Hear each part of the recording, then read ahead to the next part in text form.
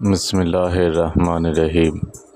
حضرت سہل بن معاذ رضی اللہ تعالیٰ عنہ اپنے والد سے روایت کرتے ہیں کہ حضور نبی کریم صلی اللہ علیہ وسلم نے فرمایا، جس شخص نے قرآن پاک پڑھا اور اس پر عمل کیا، اس کے ماں باپ کو قیامت کے دن ایک ایسا تاج پہنایا جائے گا جس کی روشنی اس دنیا میں لوگوں کے گھروں میں چمکنے والے سورج کی روشنی سے زیادہ حسین ہوگی۔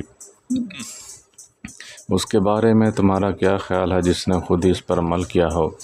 یعنی اس کے ماں باپ کو بھی تاج پہنایا جائے گا، اور اس کا اپنا مقام تو اللہ تعالیٰ ہی خوب جانتا ہے۔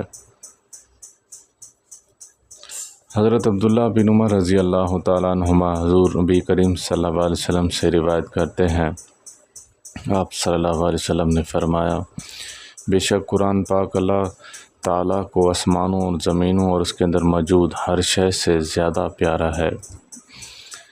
حضرت عائشہ صدیقہ رضی اللہ تعالیٰ عنہ بیان فرماتی ہیں کہ نبی کریم صلی اللہ علیہ وسلم نے فرمایا، جنت کے درجات قرآن کی آیات کی تعداد کے برابر ہیں، سو جب قرآن والوں میں سے کوئی جنت میں داخل ہوگا تو اس کے اوپر کسی اور کا درجہ نہیں ہوگا۔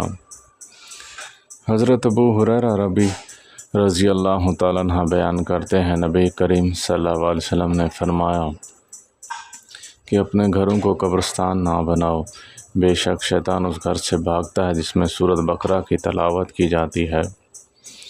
حضرت ابو ہریرہ رضی اللہ تعالیٰ عنہ سے مروی ہے، حضور نبی کریم صلی اللہ علیہ وسلم نے فرمایا، ہر چیز کی ایک بلندی ہے، بے شک قرآن کی بلندی سورۃ بقرہ ہے، تو اس میں ایک آیت الکرسی ہے، تمام قرآنی آیاتوں کی سردار ہے۔